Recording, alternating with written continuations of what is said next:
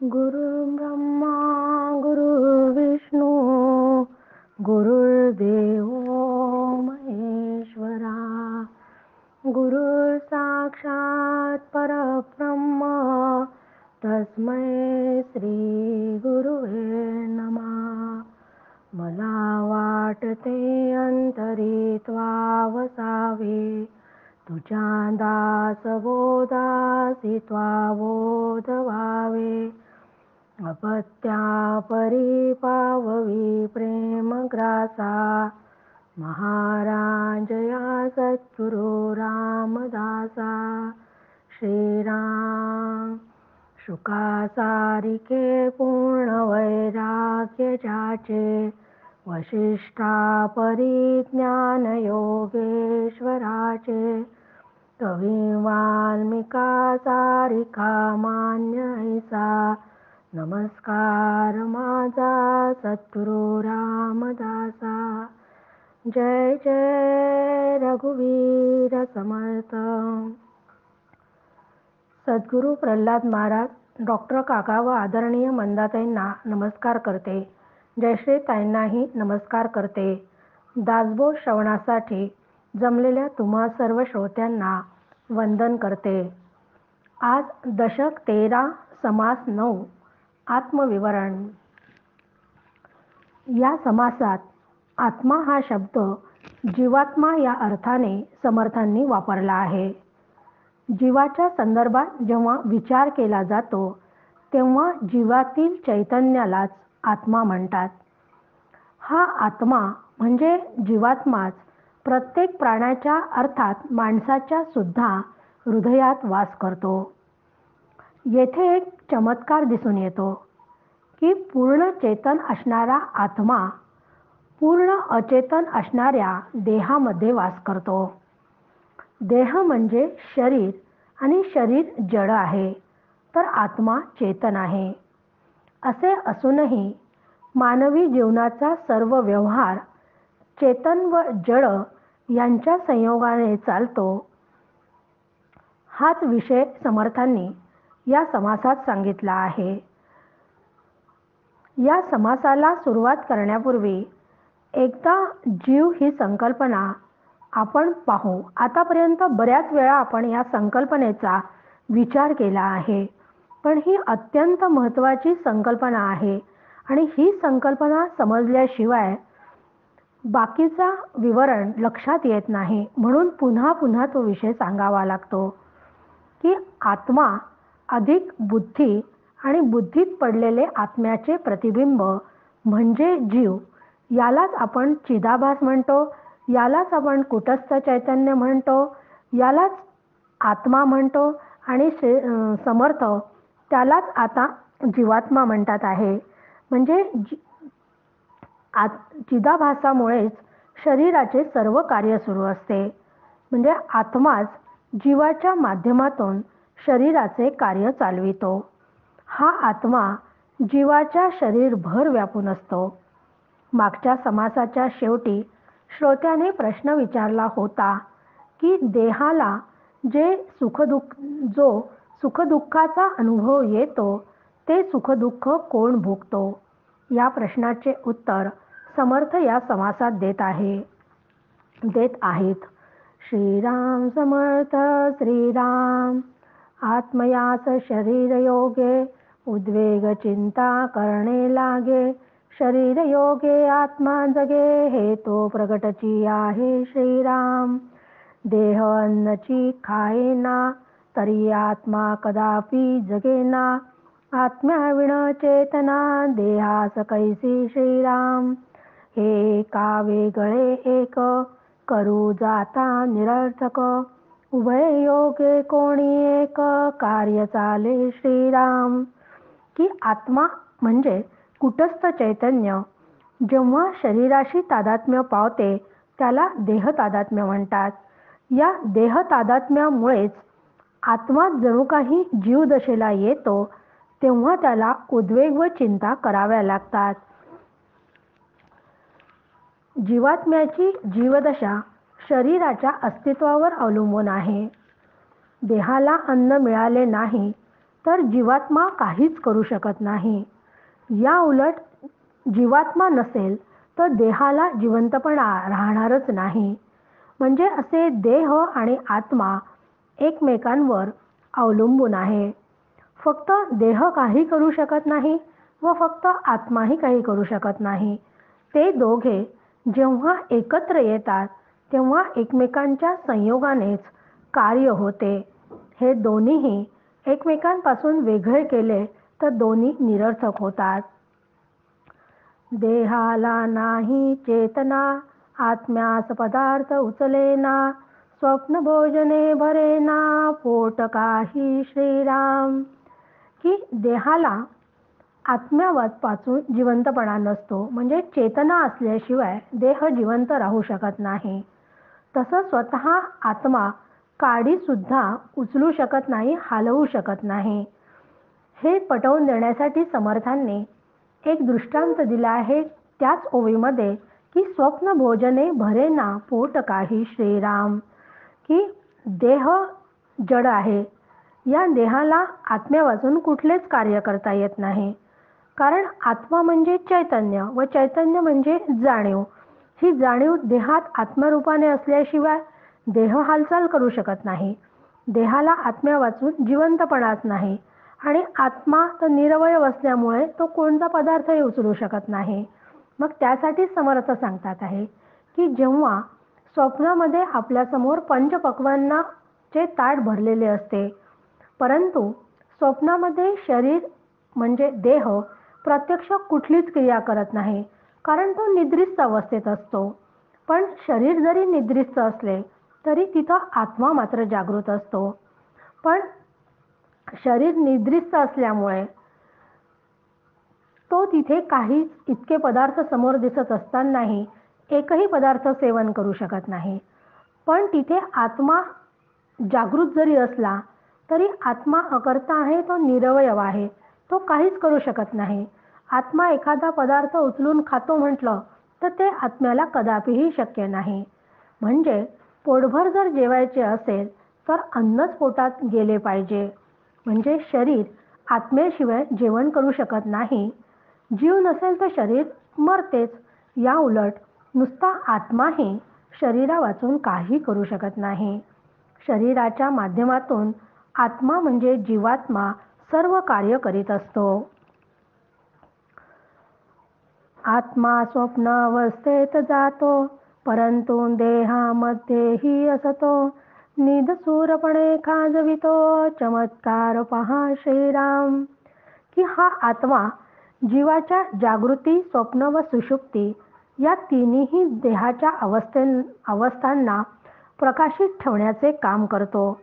पण नुसता काम करतो म्हणजे जीवात्मा जेव्हा स्वप्नात प्रवेश करतो तेव्हाही तो सर्व शरीरभर व्यापून राहतो.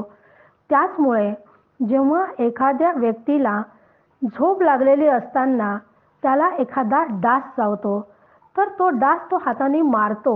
म्हणजे त्याला झोपेमध्ये सुद्धा, तो झोपेत असतानाही हे कोण करते हो, तर तिथे तो जीवात्माच करतो.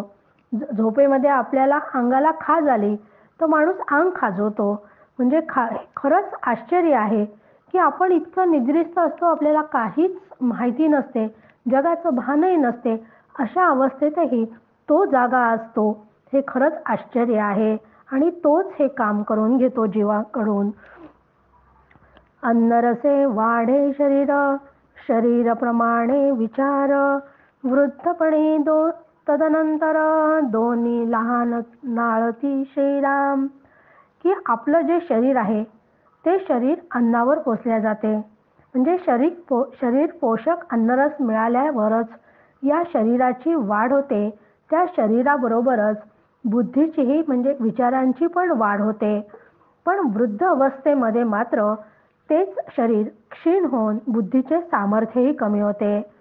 कारण देह विकारी आहे आणि विकारी असल्यामुळे सतत त्याच्यामध्ये बदल होत असतो. मग परिवर्तन हा सृष्टीचा नियम आहे व शरीर हा सृष्टीचा एक भाग आहे. त्यामुळे त्यात सतत बदल होणारच. म्हणून वृद्धावस्थेमध्ये डोळ्यांनी आता मला कमी दिसते, आता कोणती वस्तू कुठे ठेवली याचं मला स्मरण राहत नाही, आठवण राहत नाही, असा रडत बसण्यापेक्षा ते आनंदाने स्वीकारावे. कारण रडतही स्वीकारावे लागणारच आहे. मग ते आनंदाने का स्वीकारायचं नाही? कारण शरीराच्या बाबतीत या सगळ्या गोष्टी होणारच आहे.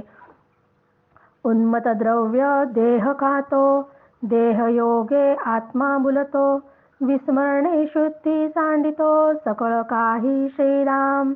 देहाने घेतले विष, आत्मा जाय सावकाश, वाढणे मोडणे आत्मयास, नेमस्त आहे श्रीराम. वाढणे मोडणे जाणे येणे, सुख दुःख देहाचे निगुणे, नाना प्रकारे भोगणे आत्मयास घडे श्रीराम. की जेव्हा शरीरामध्ये एखादा मदिरेसारखं उन्मत द्रव्य किंवा दारू वगैरे अशी घेतले जाते, तेव्हा जीवात्माही देहाशी असलेल्या संयोगामुळे भ्रमिष्ट होऊन त्याला कुठल्या गोष्टीचे स्मरण राहत नाही, शुद्ध राहत नाही. आपण पाहतो की एखादा जर खूप दारू पिलेला माणूस असेल तर त्याला कशाचंच भान नसते. आपण कुठे आहे, काय बोलतो आहे, कशाचंच त्याला भान राहत नाही. तसेच आत्मा त्याच्या याच्यात असल्यामुळे मग त्याच्या संयोगामुळे अशा उन्मत द्रव्य पिलेल्या देहाशी आत्म्याचा संबंध आल्यामुळे तो जीवात्माही भ्रमिष्ट होऊन जसं काही शुद्ध हरवून बसतो आहे. मग जसं देहाने जर एखाद्या विष खाल्ले तर विष खाल्ल्याबरोबर जीवात्म्याला यथाकाळ मरण येते. पण इथे लक्षात ठेवायचे आहे की जीव कधीच मरत नाही. म्हणजे मग इथे त्यांनी म्हणले की जीवात्म्याला यथाकाळ मरण येते, की देहाने घेतले विष आत्मा जाय सावकाश, असं जे म्हटलं आहे की याचाच अर्थ की जीव शरीर सोडून निघून जातो म्हणून देहाला मरण येते. कारण देहाने कुठलीही गोष्ट घेतली, विष असो, दारू असो, तर ती संपूर्ण शरीरामध्ये व्यापल्या जाते आणि जीवात्माही सर्व देहात व्यापून असल्याने तो जणू काही देहाबरोबरच वाढतो व देह मोडला तर तोही मोडतो, हे ठरलेलेच आहे. देहाशी संयोग झाल्यामुळे जीवात्म्याला वाढणे, मोडणे, जन्माला येणे, मरणे, सुखदुःख भोगणे इत्यादी सगळे भोग भोगणे भाग पडते. जीवाचे 4 देह आहे. आपण बऱ्याच वेळा अभ्यासले आहे की स्थूल, सूक्ष्म, कारण आणि महाकारण हे शरीराचे 4 देह आहे. त्यातील स्थूल देह जड असल्यामुळे तेथे कुठलीच संवेदना नाही. परंतु जेव्हा आत्मा शरीरात प्रवेश करतो तेव्हा सूक्ष्म देहात असणाऱ्या अंतःकरणातील बुद्धीशी आत्म्याचा संयोग होतो. देहाशी संयोग झाल्यामुळे जीवात्म्याला सर्व भोग भोगावे लागतात. देहाला जर कधी काटा टोचला तर डोळ्यात पाणी येते व जीव तळमळतो. यावरून लक्षात येते की जीवात्मा सर्व भोग भोगतो. तुकाराम महाराज म्हणतात, तुका म्हणे एका देहाचे अवयव, सुख दुःख भोग जीव पावे. की शरीराला आध्यात्मिक, आधिभौतिक व आधिदैविक असे 3 प्रकारचे दुःख ताप भोगावे लागतात. पण कुठपर्यंत भोगावे लागतात? जोपर्यंत शरीरात जीव आहे तोपर्यंत सुखदुःख आहे. जीव शरीरातून निघून गेला की शरीराला काहीच त्रास होत नाही. म्हणून माणसाला जेव्हा मृत्यू येतो तेव्हा त्यातील जीव निघून जातो व शरीर देह तेथेच राहतो. मग जीव निघून गेला की त्या शरीराला मृत घोषित केल्या जाते आणि मग सगळे लोक त्या शरीराला स्मशानात नेऊन अग्नी देतात. मग असा अग्नी दिल्यावर शरीरात प्राण नसल्यामुळे तो माणूस मेला आहे. मग प्राण निघून गेलेला असल्यामुळे त्या शरीराला कुठल्याही प्रकारचे सुखदुःख होत नाही. एवढ्या मोठ्या त्या अग्नीच्या ज्वाला असतानाही त्या शरीराला मात्र अजिबात त्याचे दुःख होत नाही. त्यासाठी आपण एक पुन्हा दृष्टांत पाहूयात की रस्त्याने जाताना एक मनुष्य पायी चालता रस्त्यात एका दगडाला टेकतो. तो दगड अणकुचीदार असल्यामुळे त्या दगडाचे टोक त्याला रुतते, त्याला टोचते. मग नेमके हे टोक कोणाला रुतते, कोणाला टोचते हो? तर देहाला ते टोचले म्हणावे तर देह जड आहे, त्यामुळे तेथे काहीच जाणीव नाही. आत्मा निरवयव आहे, असंग आहे, तो काहीच करू शकत नाही. मग येथे शरीर व आत्मा यांच्या संयोगाने जीवात्म्याला दगड टोचतो. म्हणूनच जीवात्माच सर्व प्रकारचे सुखदुःख भोगतो, हे साधकाने लक्षात घ्यावे. वारुळ म्हणजे पोकळ, मुंग्यांचे मार्गची सकळ, तैसेची हे केवळ शरीर जाणावे श्रीराम. वारुळ म्हणजे पोकळ असते, तर मुंग्यांच्या जाण्या येण्याच्या बारीक वाटांचेच पोकळ वारुळ तयार होते. शरीरही तसेच समजावे. म्हणून समर्थ आपल्याला पुढच्या ओवीत सांगतात, शरीरी नाडीचा खेटा, नाडीमध्ये पोकळ वाटा, लहान थोर सगटा, दाटल्या नाडी श्रीराम. आणि अन्नोदक घेतो, त्याचा अन्नरस होतो, त्याच वायो प्रवर्ततो, श्वासोश्वास श्रीराम. नाडीद्वारा धावे जीवन, जीवनामध्ये खेळे पवन, त्या पवना सरिसा जाणे, आत्मा ही विवरे श्रीराम. खरंच या ओव्या वाचल्यानंतर इतकं आश्चर्य वाटतं की ज्या काळामध्ये विज्ञान, मेडिसिन खूप प्रगत झालेले नव्हते, तेव्हा संतांनी यावर विचार करून सांगितले व लिहून ठेवले. याचे खरंच आश्चर्य वाटते, कारण संतांनी जे विचार लिहून ठेवले त्यांनी जर शरीराचा संपूर्ण अभ्यास केला, जीव कल्पना काय आहे, ईश्वर काय आहे, जीव जातो म्हणजे काय होतं, या सगळ्या गोष्टींचा जो विचार करून आपल्यासाठी लिहून ठेवले, त्या संतांच्या विचारांपुढे पुन्हा एकदा नतमस्तक व्हावे असं वाटतं. कारण या ओव्याही समर्थांनी फार सुंदर सांगितलेल्या आहेत की शरीरामध्ये हजारो नाड्या असून त्यातील पोकळ वाटामधून प्राण वाहत असतो. अशा या बारीक व मोठ्या वाटा नाड्यातून दाटून जातात. प्राण्याने जेव्हा काही अन्न सेवन केलेले असते आणि पाणी पण सेवन केलेले असते, तर प्रत्येक जीव या जे अन्न आणि पाणी घेतो त्याचे रूपांतर अन्नरसात होते. अन्नरसापासून हे अन्न आणि पाणी घेतले की त्यापासून रक्त तयार होते आणि रक्त हृदयात जाऊन ते शुद्ध होते व नंतर ते रक्त संपूर्ण शरीरभर वाहते. मग शरीरभर वाहते. शरीरामध्ये पोकळी आहे. पोकळी आहे म्हणजे तिथे वायूला सहज वाहता येते. म्हणून त्या संपूर्ण शरीरामध्ये शरीरामध्ये रक्त वाहत असते, ते वाहण्याचे काम वायू करतो. वायू म्हणजेच प्राण आहे. त्या नाड्यांमधून, म्हणून तिथं म्हटलंय नाडीद्वारा धावे जीवन. जीवन म्हणजे प्राण, आणि जीवनाला पाण्याला पण जीवन म्हणतात. त्या नाड्यांमधून प्राण आणि प्राण्याचा प्राण पूर्ण शरीरभर खेळतो, त्यामुळे मनुष्याला जिवंतपणा राहतो. म्हणजे प्राण आणि जीवात्मा दोघेही तेथे वावरत असतात. यावरून लक्षात घ्यायचे की जीवाचे अस्तित्व शरीर जिवंत असण्यावर अवलंबून आहे. जीवो प्राण धारणे म्हणजे प्राणांना धारण करतो तो जीव आहे. आणि अन्ने वो प्राण म्हणजे प्राण अन्नरूप असताना याचाच अर्थ असा की जीवही अन्नमय आहे. जीवाचे शरीर जड, त्याला काही करता येत नाही. आत्मा निरवयव असल्यामुळे तोही निष्क्रिय आहे. म्हणून जीवात्मा जेव्हा शरीरात प्रवेश करतो तेव्हाच कार्य घडते.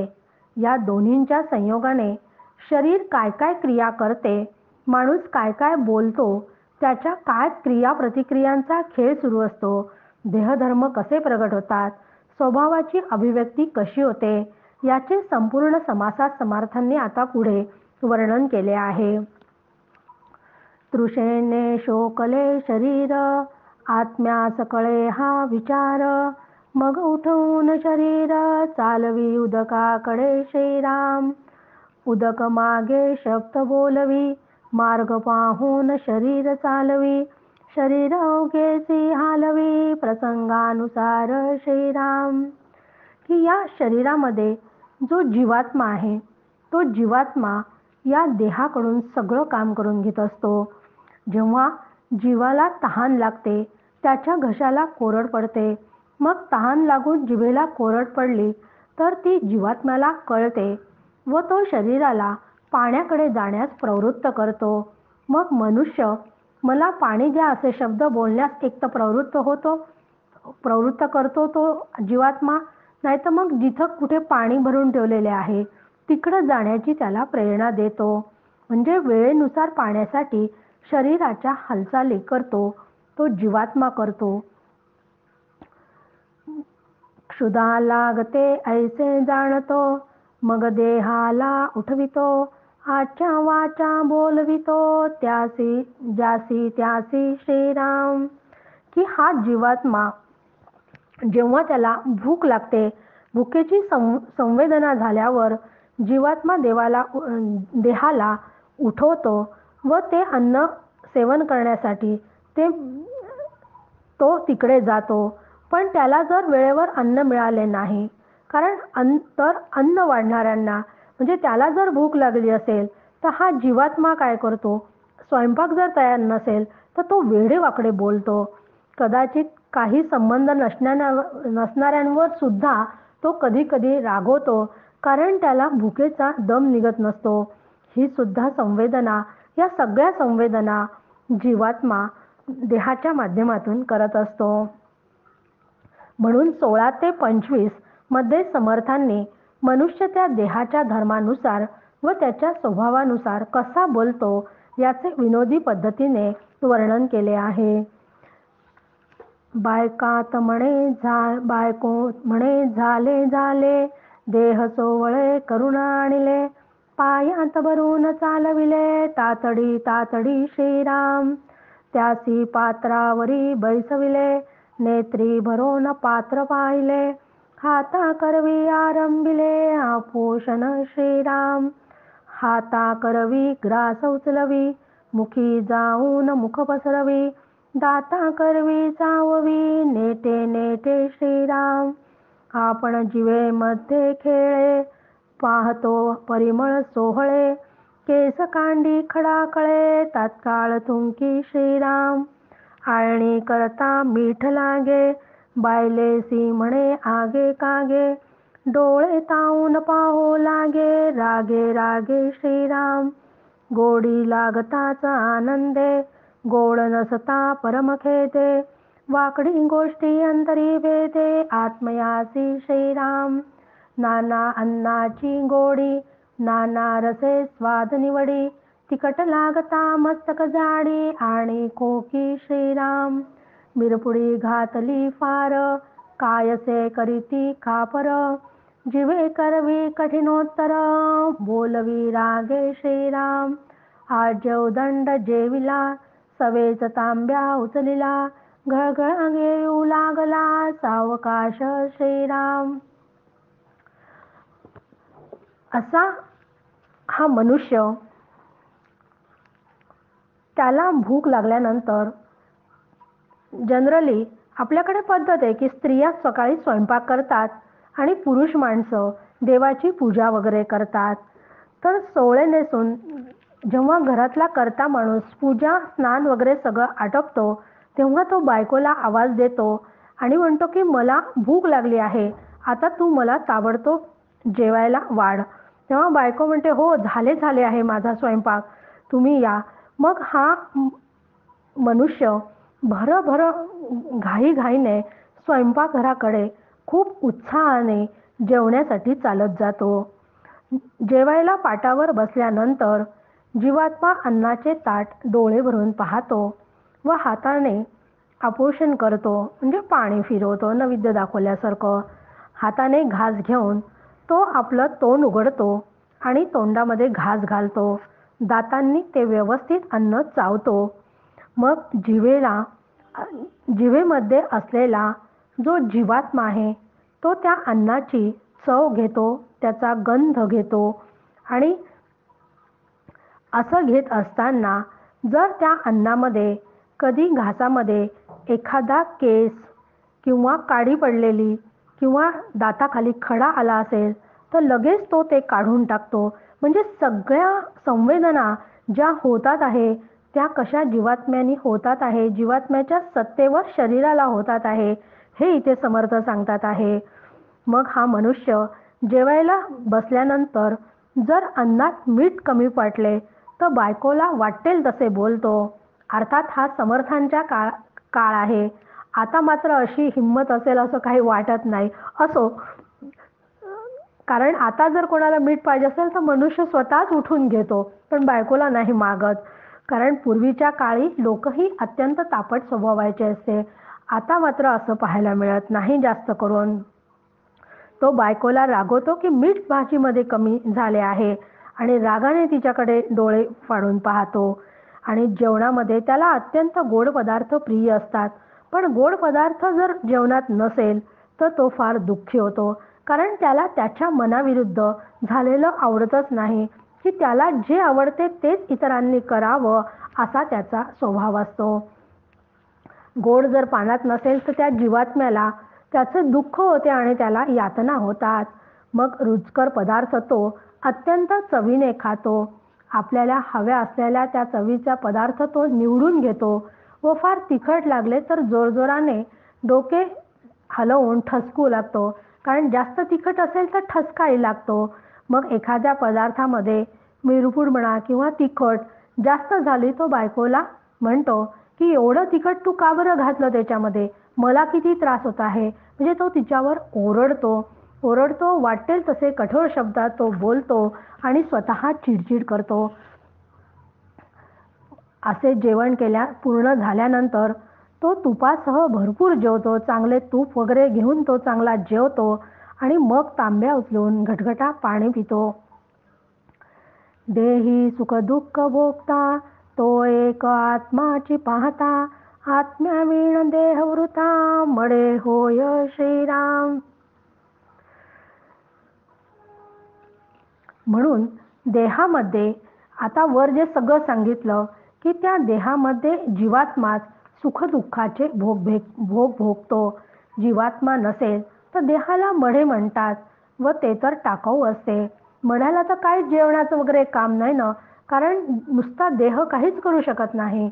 हा जीवात्मा त्यामध्ये आहे त्या देहात, म्हणून तो सगळ्या क्रिया करतो. म्हणून जीवात्म्यालाच सुखदुःख भोगावे लागते. मनाच्या अनंत वृत्ती जाणणे तेची आत्मस्थिती, त्रैलोकी चितुक्या व्यक्ती तदांतरी आत्मा श्रीराम.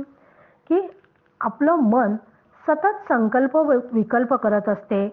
एक संकल्प पूर्ण होत नाही तर मनात दुसरा संकल्प उठतो. म्हणजे प्रत्येक जीवात अंतःकरण असते व या अंतःकरणात अनेक वृत्ती सतत उठत असतात. त्यामुळे जीवाचे अंतःकरण या वृत्तींमुळे खूप पांगते. मग या सगळ्या वृत्ती त्या त्या जीवाच्या देहानुसार, स्वभावानुसार, गुणानुसार प्रत्येक शरीरात उठत असतात.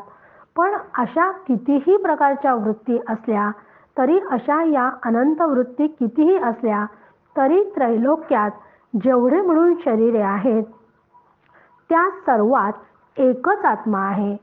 सर्वांच्या अंतःकरणात जाणीव रूपाने आत्माच वास करतो. जाणीव हेच त्याचे स्वरूप आहे. म्हणजे कितीही प्रकारच्या वृत्ती असू द्या, कितीही शरीरे असू द्या, पण सगळ्यांचा अंतरात्मा मात्र एकच आहे. कारण सगळ्यांचा अंतःकरणामध्ये जी जाणीव आहे ती जाणीव हेच आत्म्याचे स्वरूप आहे. म्हणून 36व्या ओवीत म्हटले आहे, जगामध्ये जगदात्मा, विश्वामध्ये विश्वात्मा, सर्व चालवी सर्वात्मा, नाना रूपे श्रीराम. की जगामध्ये जगदात्मा, विश्वात विश्वात्मा व सर्व जीवमात्रात जीवात्म्याच्या रूपाने सर्व घडामोडी घडतात. हालचाली किंवा क्रिया सगळ्या त्या जीवात्म्यामुळेच होतात. मग हा जीवात्मा कसं कार्य करतो हे सांगताना समर्थांनी आता 29 पासून तर 36व्या ओवीपर्यंत वायूचे महत्त्व सांगितले आहे. हुंगे चाखे एक देखे, मृद कठीण ओळखे, शीत उष्ण ठाऊके, तात्काळ होय श्रीराम. सावधपणे लागवी, बहुत करी उठा ठेवी, या धूर्ताच्या उगवी, धूर्तची करी श्रीराम. की हा जीवात्मा सगळ्या गोष्टींचा वास घेतो, चव घेतो, सगळ्या गोष्टी ऐकतो, पाहतो, टणक व मऊ ओळखतो, उष्ण व थंड लगेच आणतो. म्हणजे सगळ्या इंद्रियांच्या साह्याने हे आपल्याला कळते, पण जीवात्मा असल्याशिवाय हे कळत नाही. आणि असा हा सावतेने व मोठ्या कौशल्याने अनेक प्रकारचं कार्य करतो. असा धूर्त असणारा हा जीवात्माच दुसरा धूर्तपणा म्हणजे असा धूर्त जो आहे तर धूर्तच त्याला जाणतो. वायो सरिसा परिमळ येतो, परितो परिमळ वितळून जातो, वायू धुळी घेऊन येतो, परितेही जाये श्रीराम. शीत उष्ण वायो सरिसे, सुवासे अथवा कुवासे, असी जे परी सावकाशे, तगने न घडे श्रीराम. की असा हा जो वायू आहे की जो प्राणरूपाने आपल्या शरीरात कार्य करत असतो, तो वायू वाऱ्याबरोबर येणारा गंध धूळ दोन्हीही उडताना आपल्याला दिसतात, पण दोन्हीही थोड्याच वेळामध्ये नाहीशा होतात. वायू उष्ण असेल तर हाताला आपल्याला उष्ण जाणवते, वायूच्या स्पर्शाने उष्ण जाणवते, आणि थंड असेल तर थंडाचाही स्पर्श आपल्याला कळतो. त्याचबरोबर कुठला सुगंधित जर वारा आला किंवा दुर्गंधही, हे दोन्हीही त्या वाऱ्यामुळेच आपल्याला कळतात. पण काही काळाने यातलं काहीच टिकत नाही. म्हणजे वायो सरिसे रोग येती, वायो सरिसे भूते धावती, धूर आणि दुकटे येती, वायो सवे श्रीराम. वायो सवे काहीच जगेना, आत्म्या सवे वायो तगेना, आत्म्याची चपळता जाणा, अधिक आहे श्रीराम. वायो कठीणास आडतो, आत्मा कठीण भेदून जातो, कठीण पाहो तरी तो छेदहीना श्रीराम. वायो जडजडा वाजे, आत्मा काहीच न वाजे, मानेची अंतरी समजे, विवरून पाहता श्रीराम.